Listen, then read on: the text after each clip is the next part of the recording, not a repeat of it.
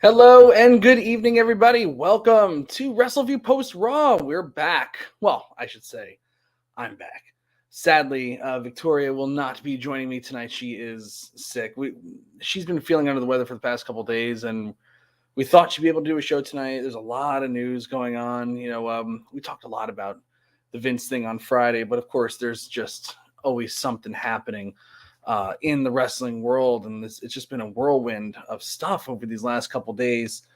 But sadly, she came down with something. It's not COVID. We just tested her before, but we're just she's just gonna lay out for tonight. So it'll just be me. But we wanted to get the Wrestleview post show back going, even though we're gonna start it up next week after our work is over. But man, there's just too much stuff going on. And, there's a Raw show to talk about. We do these shows pretty frequently, but we've taken a little bit of a break. It's a little bit of burnout, a little bit of just some of these shows, there's just not much to talk about. It's just the same stuff over and over again, these shows, these Raw shows. But I'm going to talk about it tonight. There were some market improvements. Number one, no Judgment Day on this show tonight, so that's big. But some interesting things as well with Vince McMahon making yet another random appearance. This time they advertised his SmackDown appearance, and that did help the ratings for SmackDown. That really made a difference for them when they did when they trotted Old Man Vince out there, days after his not days, hours after his voluntarily stepping down as the WWE chairman and CEO, as the WWE board of directors investigates him on allegations of misconduct, sexual misconduct, that is. And of course, more non-disclosure agreements have been found. So this investigation is going to go on for a while. And they defiantly sent out a press release, a one-sentence press release on Friday saying that Mr. McMahon will appear on SmackDown tonight. Tune in. Better watch out. He comes out and says almost nothing. Just says, most importantly, we're going to get through all this together. And welcome to SmackDown. He tossed the mic, and that was the end of it. It really did make the difference for the ratings. And our great reporter Jerome Weiland has those numbers. SmackDown was number one for the night. The final number drew an average of 2.29 million. The report says this is down, but obviously that's up from last week's viewership of 1.914 million. So it made a difference. Sending the old man out there with, for the news. But totally unadvertised tonight. Vince McMahon's music hit, and I thought it was going to be like Theory trolling the crowd or whatever, but the geezer comes out in Lincoln, Nebraska. Unadvertised. You think that they would want to tell you, because that might make a difference in tonight's ratings, especially as they go against the Stanley Cup Finals. And the Yankees had a no-hitter going on until like the 8th inning. But no. Interesting. So, some of the things they do in this company is just so weird. So weird. Anyway, before I get into all that stuff, let me greet you, our loyal Post-Raw followers. We have with us tonight, I saw Daniel was the first one tonight. Daniel's number one. Billy Hefner, Uncle Billy's in the room tonight. Andrew Elder, the Wrestleview Fiend. Hi, everyone. We got Goosey here. We got, let's see, Dana Shell calling out for Dip Mush. Wow. My goodness, that's a name I've not heard in a long time. I have to start actually watching that Obi-Wan show. Mr. V is here. You know what? I should send a link to Mr. V and have him co-host this show with me tonight. Mr. V calling Mr. V. Let's see what he says.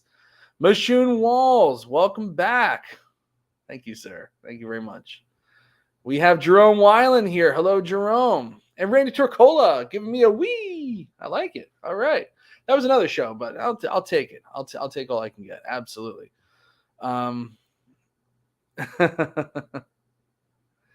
Oh, Daniel Shell saying he was never Dip Mush. I didn't think you were ever Dip Mush. I never would accuse you of that, Daniel. Anyway, lots to talk about on this show tonight. The Vince McMahon thing once again. Still, I'm very, very surprised. I am here. I have to read a story to my kid, but we will see. But in the near future, for sure. All right. We'll get Mr. V on this show in the near future, which is very exciting to me. All right.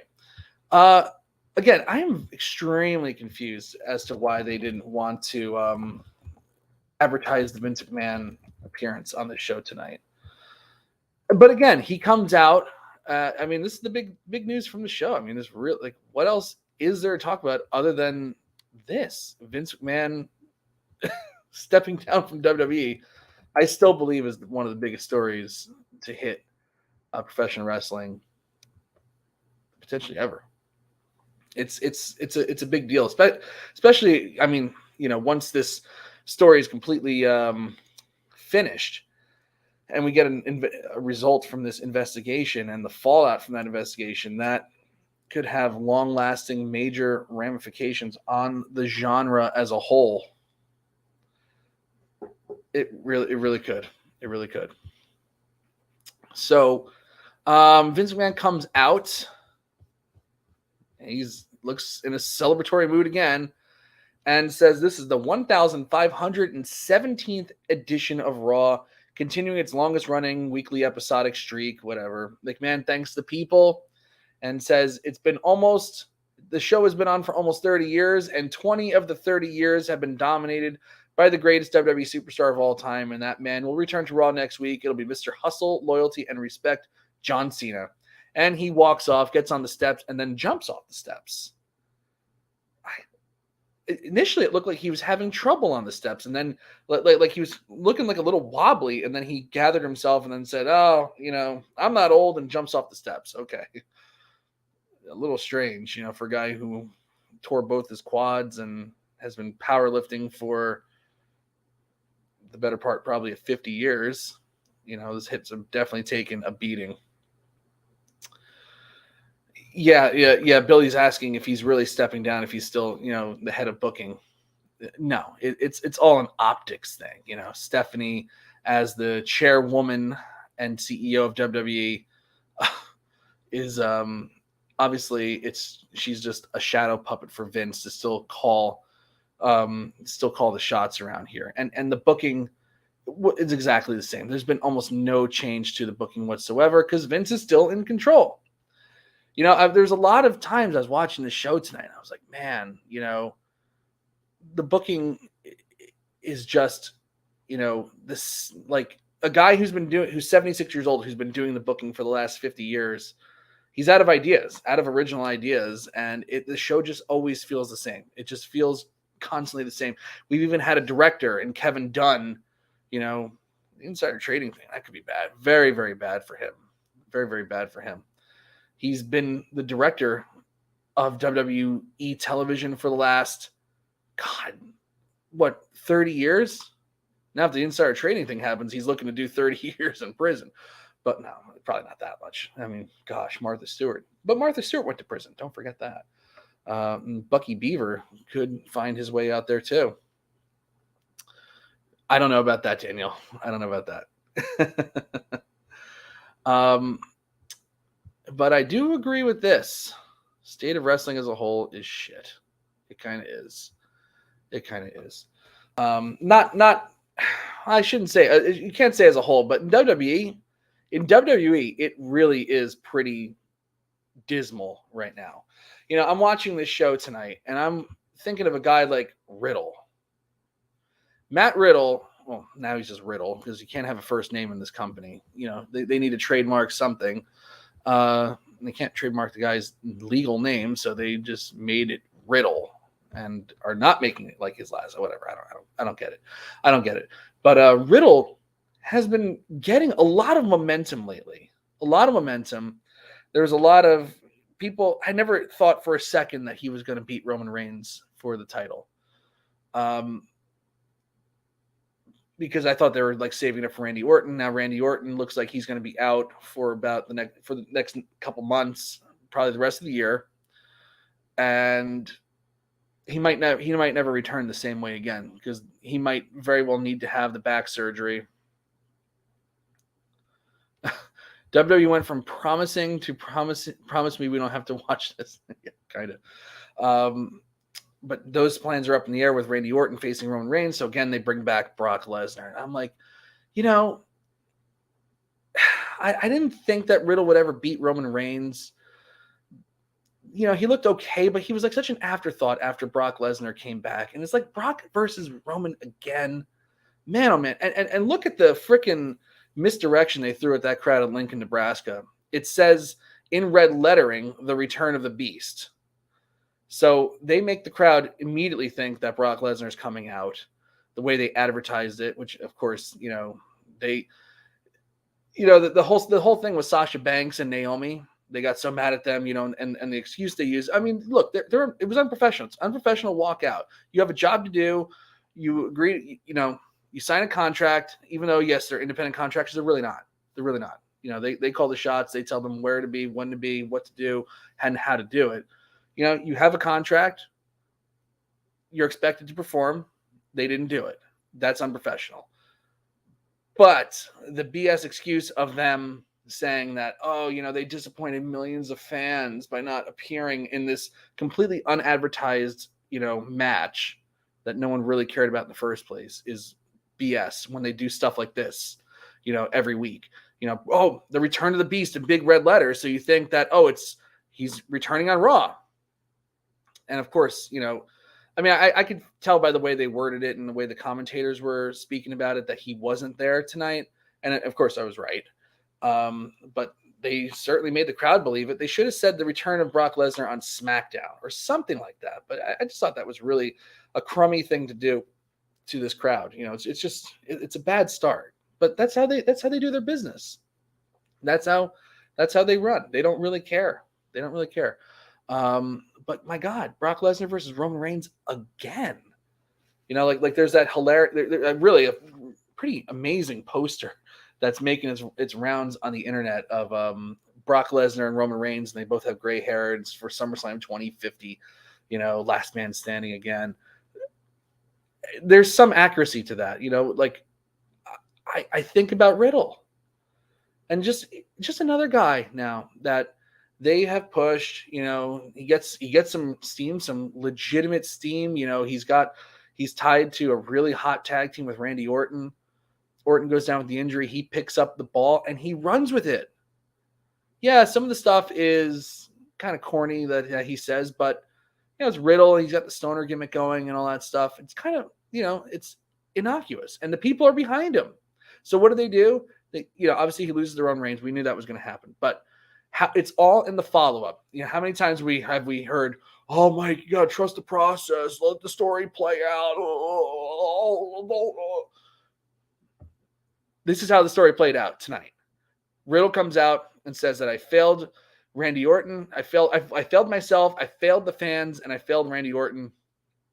But tonight, I am going to beat Omos and go into Money in the Bank. And I got to tell you, Seth Rollins, I am tired of you. And I'm going to hit you in the back of the ladder after what you did to Cody Rhodes. So what do? They have Omos come out, and he gets squashed. And then Seth Rollins comes out and throws him out of the ring and cuts a promo. And then Riddle gets back in the ring and to attack Rollins and try to defend his honor, immediately gets kicked and stomped into the mat. The end. Oh. It just goes to show like they're trying to do it again. The Daniel Bryan formula that was never supposed to work. It was never supposed to work. People just desperately wanted Daniel Bryan to be doing something, and they willed it into existence, not because of their genius booking of squashing the guy and he still stays over, but because there was people just loved the guy, and they could tell that he was being screwed, and that's why. Now it's like they've tried this over and over again with any face that gets any type of momentum. Let's just crush them. Let's squash them. That'll get them over. You know, people will be begging for them to come out. People will be begging for them to come out and make a big return. And it never happens. And yeah, Riddle will probably wind up facing Seth Rollins, maybe even at SummerSlam. Maybe he'll even factor in the Money in the Bank match. But what will the momentum be for him come that time next month at SummerSlam? Probably diminished quite a bit from these never-ending beatings on the guy.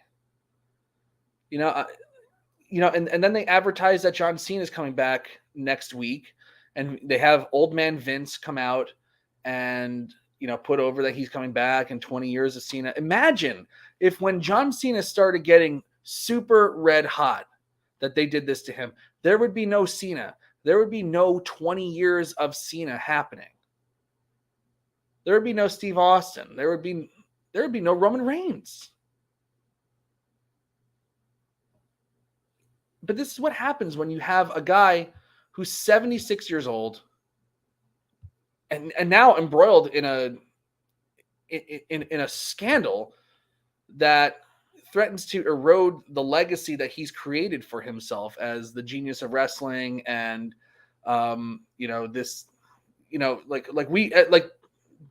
deep fans know the story of Vince McMahon, and it's a checkered past.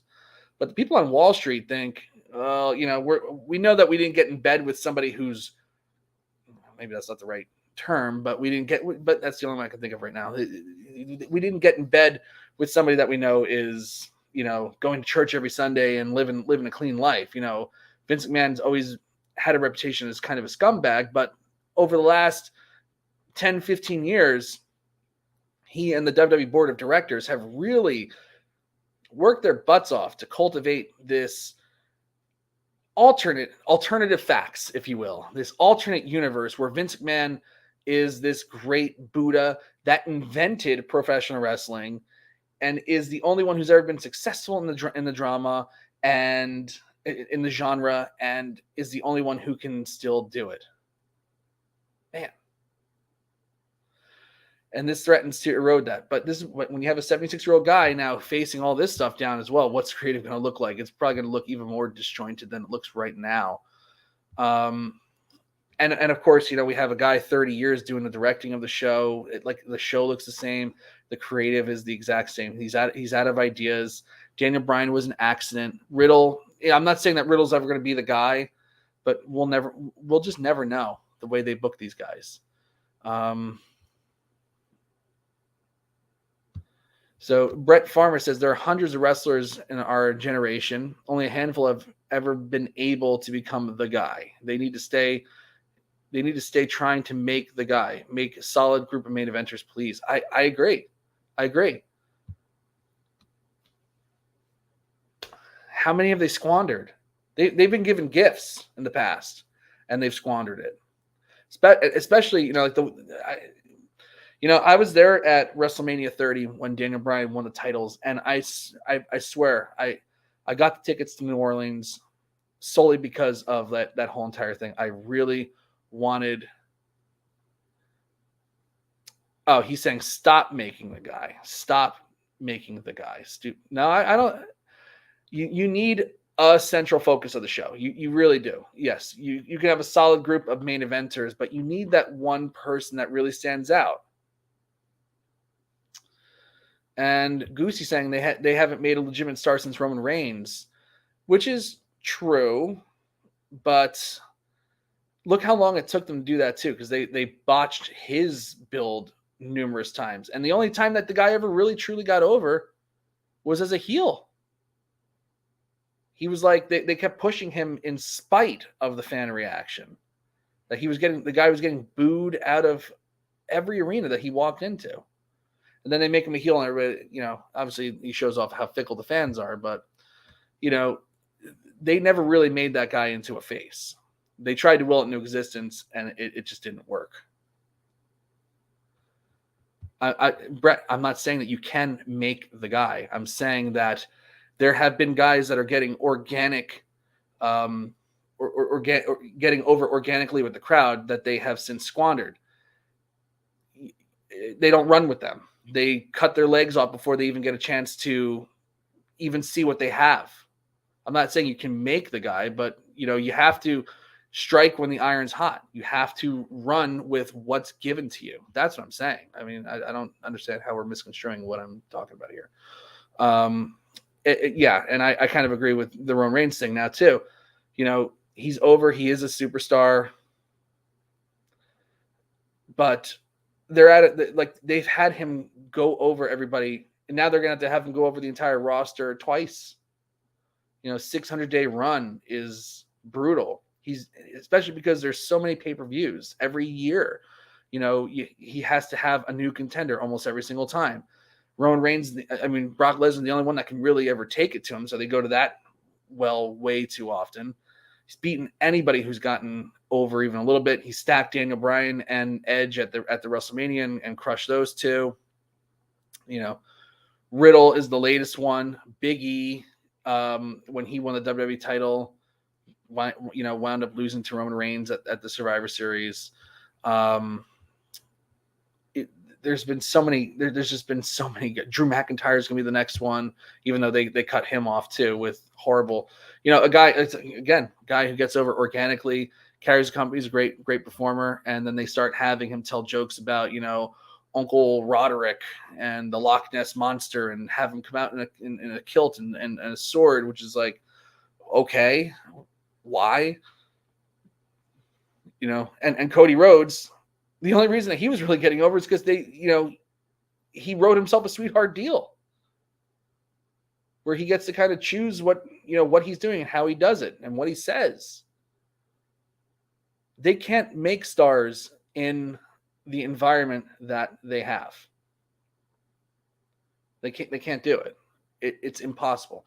There would never be a Steve Austin emerging from this system. There would never be a John Cena emerging from this system.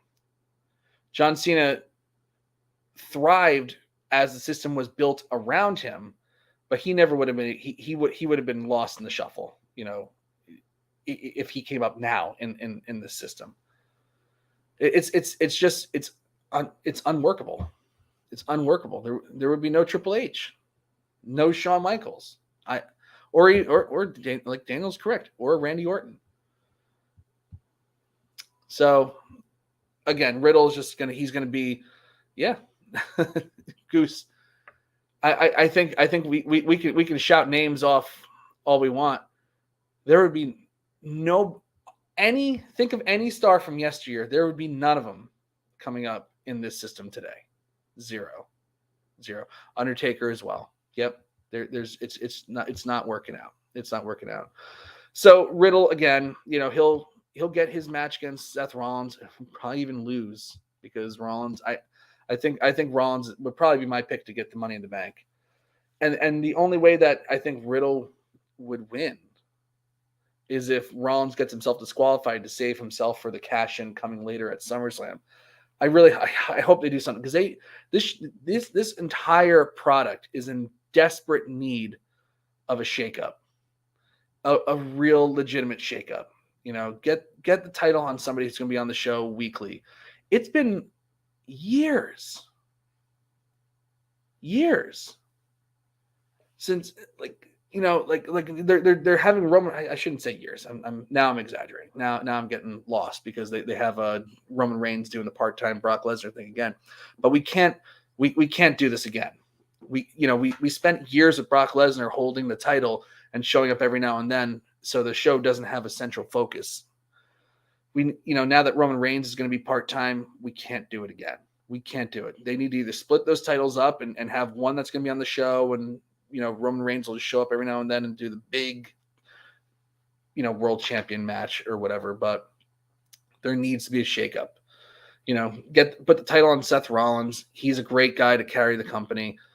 And he'll be there every week having great matches. But wow, we have no faces. You think about Raw and how light it is on faces, with Randy Orton going down, with Cody Rhodes going down with a major injury. Edge is tied up in this horrible Judgment Day angle, and we'll have to have matches against Finn Balor, which will be boring as hell. Sorry, it's just they might be technically good, but they're going to be extremely boring. Finn Balor has meant zero to the main roster. Every time he's on it, he's been awful, and this Judgment Day thing is just the latest in a string of awful attempts, with this guy on the main roster. We need faces. Who are the big faces on the show now? AJ Styles could be the answer at 45 years old, but the guy he's still got it. Obviously he still has it. But tonight they have him in a horrible segment, horrible Miz TV segment with him talking about Miz having popcorn balls. Good Lord. That's not going to do it. That's certainly not going to do it. That's not going to get him over. And you look at all the people in the past that have gotten over organically. The Big E squandered. But now he has a broken neck from all these ridiculous bumps they make these guys do on the floor and throwaway matches. Braun Strowman, yeah, Randy. I'm scrolling up because Randy had mentioned Braun Strowman before. Braun Strowman's another guy who got over organically. People were red hot for the guy. They didn't obviously. I don't think Braun Strowman's the guy to carry a company, but man, strike while the iron's hot. Just give him a moment. See what happens. You never know. He's not even on the roster anymore. It's insane. It's insane.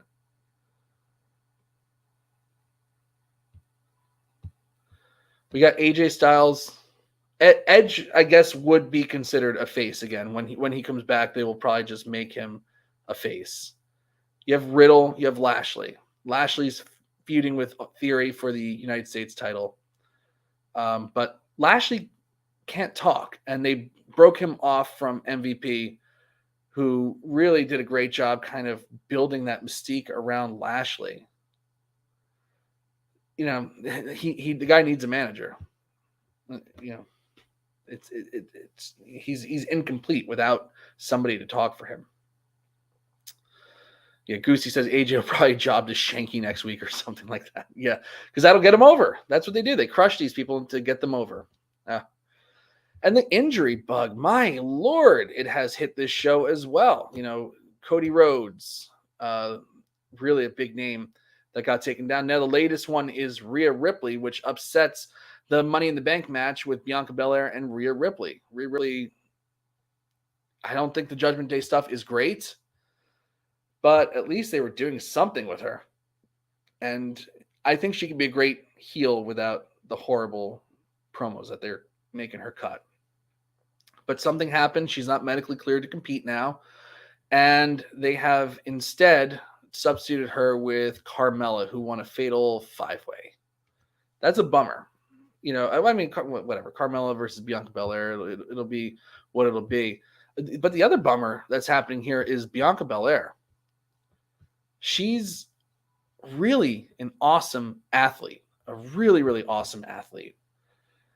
And they don't have her compete hardly ever on this show. I think she has had on Raw. I have to go into Pro Fight DB and see what they've done with Bianca Belair. But if I'm right, I think she's had one match against Sonya Deville, who has since disappeared, and we need women on this show. She had the match against Sonya Deville and beat her in Knoxville, Tennessee. I think that was her hometown or whatever it is. And I don't think she's had any matches on Raw. And her strong suit really is wrestling and showing off her power. These promos that they have her coming out and doing are awful. And really, it's like she's getting no cheers. Like tonight, she was actually cutting her promo, and then she's clapping like this to try to get the crowd to clap for her. They've tried multiple times to get this person over, and she's great. She should be over. She should be red hot. It's insane. But they're messing it all up. Okay, let's see. Oh no. She had a match against Asuka on May 9th that she won by DQ. And she beat Asuka by pinfall last month. That was the last match that she had on Raw. It's been a month since she's had any matches on television at all. And she's not injured because she's wrestling on all the house shows. I don't know why you don't have Bianca Belair wrestling. It's crazy. It's crazy. And again, somebody who could, step up and, really carry their women's division. They've fumbled her a couple times now. It's frustrating to watch. Very, very frustrating to watch. Okay, I'm gonna take a pause from talking about this show for a moment, and I gotta say something that really, really upset me, because I saw a couple of comments about Tim White, and not paying tribute to him. No, they did pay tribute to him at the beginning of the show. I didn't think that Tim White was going to get a video package. I mean, how many highlights of a referee are there? I mean, just other than of him just like counting or whatever. It's like, like Tim White's like a superstar. I mean, they could talk about the Andre the Giant connection, but, and the friendly tap or whatever, but, I mean, how much is there? I'm not gonna dog on them for not having a video package for Tim White, but I will absolutely dog on them for not also paying tribute to Dave Hebner. I know that the relationship with the Hebners really was soured in 2005. The WWE released the Hebners because they accused them of stealing merchandise and selling it unauthorized, out of their store. They had a store or something like that, and they fired them both. The Hebners were really pissed, and from what I heard about what happened to Dave Hebner, they both went on to go to TNA Impact Wrestling, and Dave eventually just left wrestling altogether. I think he was managing some people on independent shows every now and then, but he's been sick with Parkinson's disease, and he succumbed to it this past Friday. But they were pretty bitter about it. I believe Dave fell into a deep depression after getting released from a company that he had worked for the last 20 years. He started with them in the 80s. He was part of, him and Baby Earl were part of one of the biggest WWF angles of all time, where Hulk Hogan, the Golden Boy, who was on a 4-year title run, faces Andre the Giant on WWF The Main Event, and they do the Evil Twin storyline, where Dave Hebner's locked in the closet by $1 Million Man Ted DiBiase, and Baby Earl's out there, and fast counts Hogan. Hogan's shoulder is up. Hogan's shoulder was up when Earl counted the pin, and Andre the Giant's awarded his only WWF championship, which he promptly sold to Ted DiBiase, which then put the title in, which then vacated the title because the WWF president Jack Tunney wouldn't allow that. But man, and then Dave Hebner would have, I think Earl broke his ribs, kicking him in the ribs during the beatdown angle with his brother. So they didn't get to follow up on that storyline or whatever. But he had knee replacement surgery, and then wound up being a road agent for the next 15 years or something like that. Dave did a lot for that company, just as much as Tim White. I would say, and Tim White was a good dude. I've met Tim White. I remember meeting him. I was at an autograph signing for the Miz and Damien Mizdow, and there was Tim White. I kind of, joked around with him about his lunchtime suicide thing, and then he did this. He was hilarious. He goes, "Oh, I love filming those segments," and then he put his hands around his throat, killing himself or whatever. It was hilarious. The lunchtime suicides are probably not what you want to put in a video package either.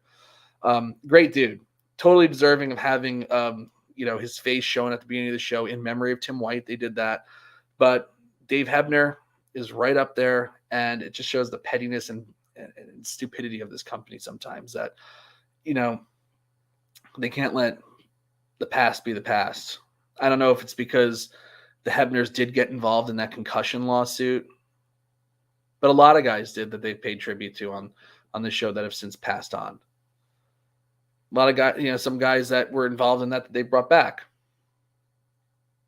I think it's completely and totally shameful that they didn't pay tribute to Dave Hebner either on. Well, I didn't think they would on SmackDown. He had just died, and the Vince thing was going on. But I thought tonight, gosh, that would be the night. But shameful, really, really, just crummy, really crummy of them not to do that. All right, so let's continue talking about this show. We talked about Riddle getting squashed already. The Theory stuff, I gotta say, they aren't bad with building up heels. They aren't bad with building up heels. And Theory, they're doing a very good job with this guy. And he has natural charisma. He has natural talent. He does have a good physique. He seemed like he was having some fun out there tonight. I love the angle. It just played so perfectly. Now, last week, this show ended with the Theory Invitational pose down. Horrible way to end the show. Horrible. This spot where they were tonight was perfect for what they were doing. And that's where it should have been last week too. But I think they were really, really phoning it in with, playoffs on or whatever. But when he took the selfie and saw that Bobby Lashley was standing behind him, I had to laugh. I had to laugh. They did it really nice. It was really well done. It was a lot of fun. And then he gets speared off the platform and sent packing. Good stuff. We had an okay match with Angelo Dawkins and Jay Uso. Angelo Dawkins picks up the win. And then we had this fun little segment with Elias and Ezekiel appearing on screen together. Obvious special effects. Elias had a glued on beard. But it reminded me a lot of the Mankind, Dude Love, Cactus Jack 1997 in Madison Square Garden angle where they have them all on screen at once. Obviously, they're the same person. That's the gag. They've been doing this gag for 2 months. They've been doing the gag for 2 months, and they've stretched it out. They had Elias come out and do a concert tonight, which it's good to have that character back. I never realized how much I would miss that character when he wasn't, but it was like it was great to see him on tonight. We love it. Whoops, did I not? Oh, I think I might have screwed up.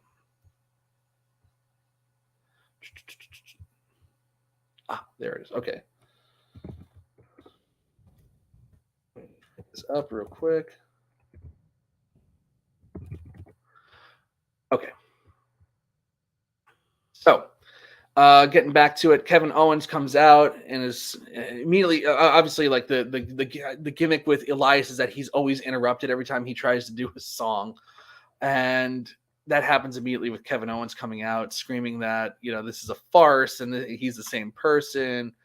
And takes the guitar out of Elias's hands after Elias gets the crowd to sing that KO is a liar. And so Kevin Owens rips the guitar out of his hand, and so Elias knees him in the face and smashes the guitar off his back.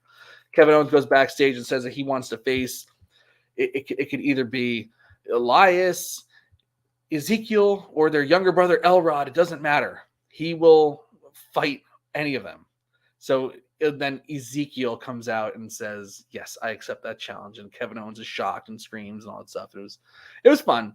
This gag has been getting really, really tired over the last few weeks, and this kind of breathed a little life into it because they did a really good job with it. The WWE production, their video production at least is always really, really solid, and they did a good job here. I got to say that Ezekiel / Elias did a really, really good job of making that segment come together. That had to be a lot of hard work, and a lot of good direction to get that going, to make a video like that. So I enjoyed that. Jerome with the big news that Brother Love, Bruce Pritchard, is the interim head of talent relations, and John Laurinaitis has been placed on administrative leave. John Laurinaitis is the next Dr. Zaharian. He is going to be the fall guy for this entire thing, and they're going to try to make him fall so they can try to get the stink off of Vince. I don't think they're going to be successful in that, but that's what they're doing for now. That's what they're doing for now. Bruce Pritchard, head of talent relations. So I guess he's out of the creative picture now. whatever that means. It doesn't matter. It's all just optics right now. That's all it is. That's all it is. Bruce Pritchard, head of talent relations. Okay. Bobby Lashley has a gauntlet match. He faces Chad Gable first and beats him by submission. Next up is Otis, and Otis really takes it to Lashley, but Lashley spears him down, but Gable breaks up the pin and causes a DQ. And finally, Theory comes out to try to eliminate Lashley, but Lashley rolls him up for the win, and now Lashley will face Theory for the United States title at Money in the Bank.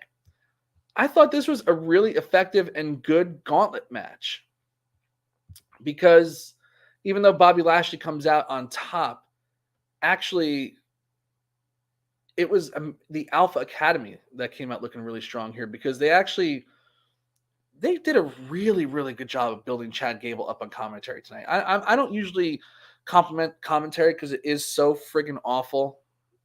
But they did a really good job of saying, like, how, Chad Gable's this Greco-Roman Olympic wrestler, and Bobby Lashley is being very careful with him because he doesn't want to make a mistake against a guy like this. They made him seem like he was a dangerous guy. He's been treated like he's a joke for the last couple months after another guy who started getting over a little bit with the Alpha Academy thing, and then they, took them out of the tag title picture, and they just been kind of existing, killing all their momentum. They did get a WrestleMania moment, which I was happy about, but whatever. But tonight they built them up really well, and they made Chad Gable seem like a threat. He had a really good showing against Bobby Lashley before getting put in the hurt lock, but that didn't really hurt him as much. They had Otis get in there, and Otis looked great against Bobby Lashley, powering him around. He almost lost the match, and Chad Gable gets in there and breaks it up for the DQ. Even though they both lost, this was a rare time in WWE now where the losers actually gained something from the match. I thought that they really, really came out looking great from this, even in defeat. So this was a rare win for somebody who loses the match. Really, really, really good stuff. And Bobby Lashley gave him a lot. After that, the show just kind of dragged on. Miz TV with AJ Styles. If I never see another episode of Miz TV, it'll be too soon. She's already sick, so I don't want to I don't want to pile on the Miz too much, but my God, I'm exhausted from that guy. I don't know how much more I can take of him and his Miz TV. And God, you talk about like a tired presentation.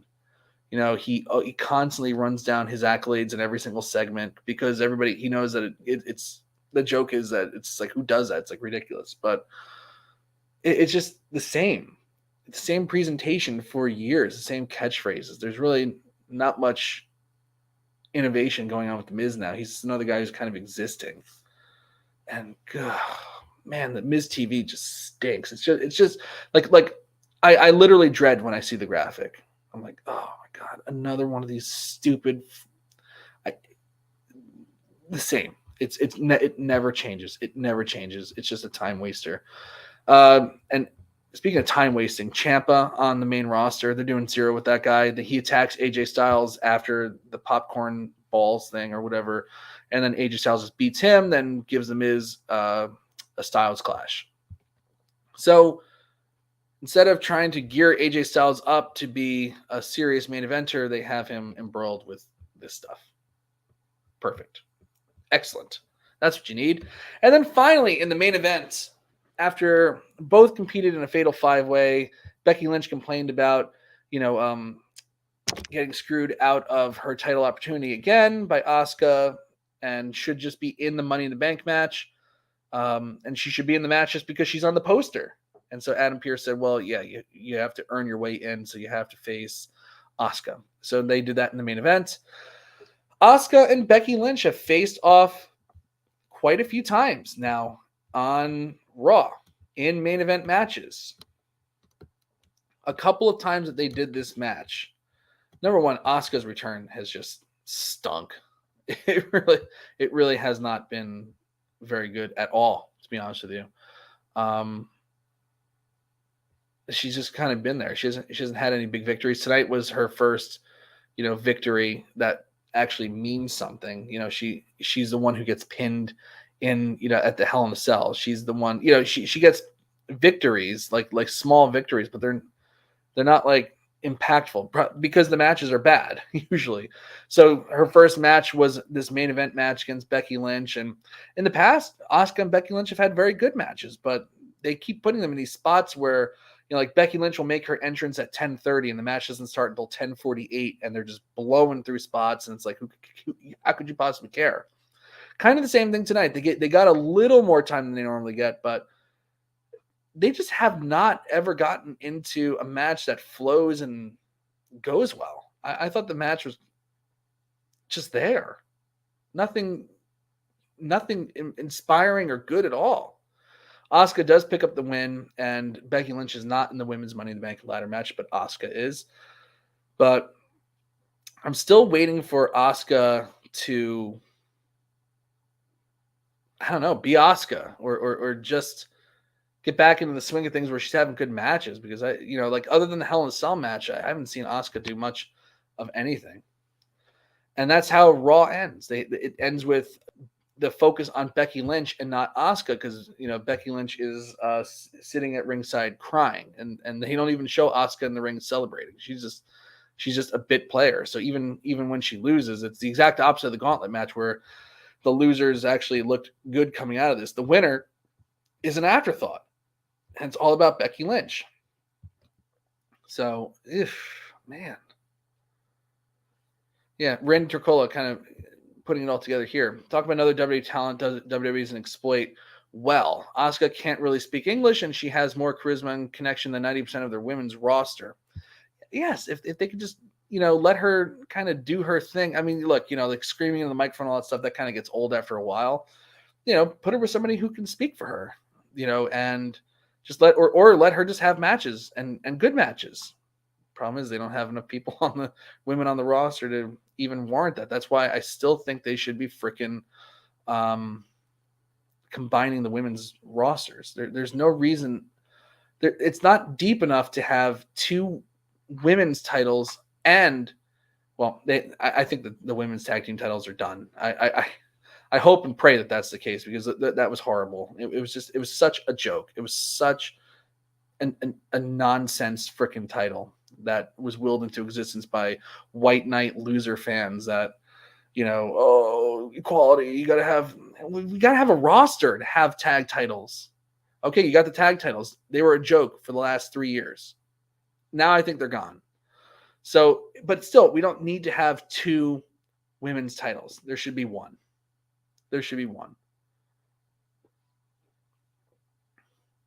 And then Asuka can have good matches against a deeper roster of their combined women's roster. But alas, that's just not what they do. And that was Raw. Man, oh man. I want to put it out to you fine people and ask what you thought of the show. Do you give it a thumbs up or a thumbs down?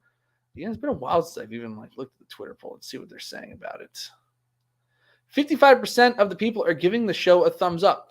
Yeah, I don't think that there was anything bad about the show. There was nothing great. Nothing really was like, oh man, you got to see this. Oh, it was worth watching it just for this angle right here. Nothing really like that. Nothing at all, really. There's good segments, not great. Good matches, nothing great. There was some bad stuff. But not horrible. If there was ever a time for a thumbs in the middle, it would be this. Miz TV was bad. Randy's right. Miz TV was bad. I would give it the slightest thumbs up. For me, I would give it a very, very slight thumbs up. But I can totally see, when you invest 3 hours into this show, I'm watching, I'm recapping, I'm watching the whole thing anyway. But I could see if you invested time, 3 hours of your life into the show, and this is what they gave you, I could see how you could give it a thumbs down. So I'm just saying that.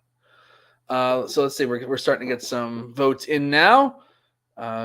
Gave the lag on YouTube a little time to catch up with what I'm talking about here. So Mr. V says, I'll give it a thumbs down, but Mike is always thumbs up. Thank you, my friend. My former co-host, we did the Teacher's Lounge for a while. Mr. V is the man. He is the man. Michune Walls gives it a slight thumbs up. Quentin Walters gives it a thumbs down. Yes, AJ and Miz exchanging middle school insults. That's so true. Brett Farmer, thumbs up for the copyright symbol at the very end of Raw. Indeed. Andrew Elder, Raw was meh. This show is good. Thank you very much. And SummerSlam tickets still moving slower, not at all. Not looking good for Nick Khan. Kind of agree with that. Well, especially now that all their big matches for SummerSlam have really been kind of obliterated, and we've seen Brock versus Roman a million times, and there's just I just don't see any way possible that Brock is winning the title. And even if he does, Seth Rollins, I think probably the big thing that they might try to get people out there for is thinking that Seth Rollins will cash in. I think he will win Money in the Bank, and I think they're going to tease the hell out of him cashing in on Roman versus Brock after they have a grueling match. And then watch, they won't even pull it off anyway. We'll see what happens. Uncle Billy gives it up a bit. Mr. V says he can't believe the show is still 3 hours long. Neither can I.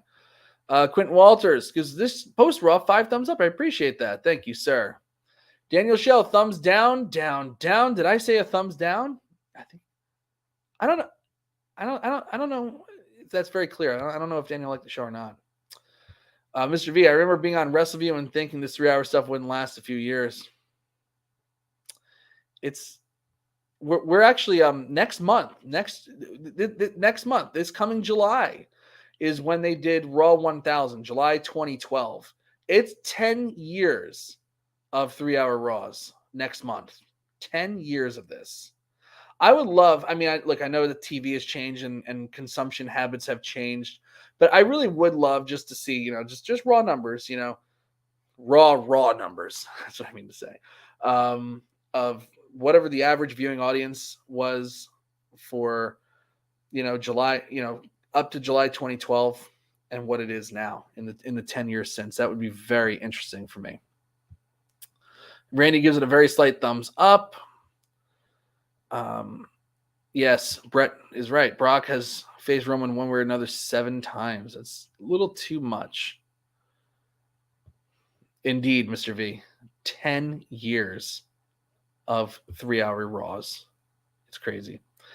Quentin, thank you so much. I hope to have Victoria on with us next week. If she's feeling, I'm sure she better be feeling better by next week. Otherwise, we have a problem. But she's all right. She'll be all right.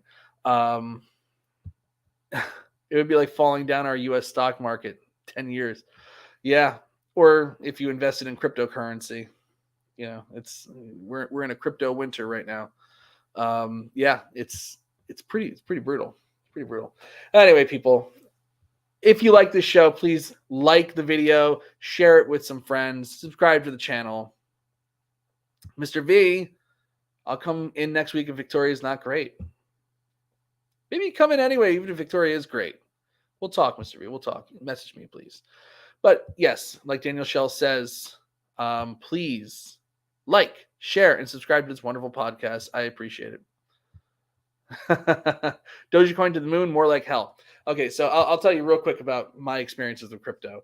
I have bought some crypto in the past, and I bought Dogecoin. I treated it very much like when I go to a casino.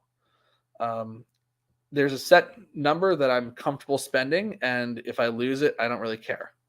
That's what I did with crypto. And I'm not in it for like short gains and stuff like that. I bought some crypto. I probably spent about like $200, $300 on it. And if it takes off, in 10 years or whatever it is, I'm a genius. If not, whatever. I burned $400. Who cares? $200, $300, whatever it is. Burn that money. I'm comfortable losing that. I don't really care. So interesting. Crypto has as big a push as Riddle, Brett Farmer says. Indeed. Well, anyway, people, it's been great. It's been a little over a month since we've done a show. I'm sorry that Victoria wasn't able to make it on tonight. I'm sorry that she's not feeling well, but we send our love to her. I will go upstairs and share your love for her with her.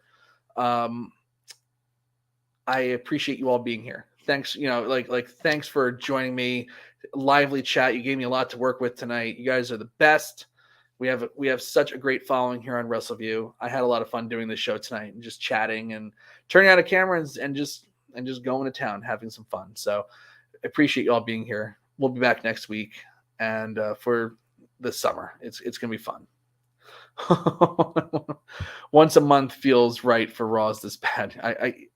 I'm with you, Brett. I'm with you, but we're gonna make a concerted effort as we lead into SummerSlam and stuff like that to get on here some more. So we'll have some fun in the interim, especially that we have some free time coming up.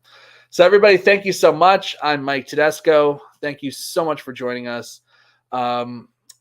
We'll be back next week. Have a good one, everybody. Good.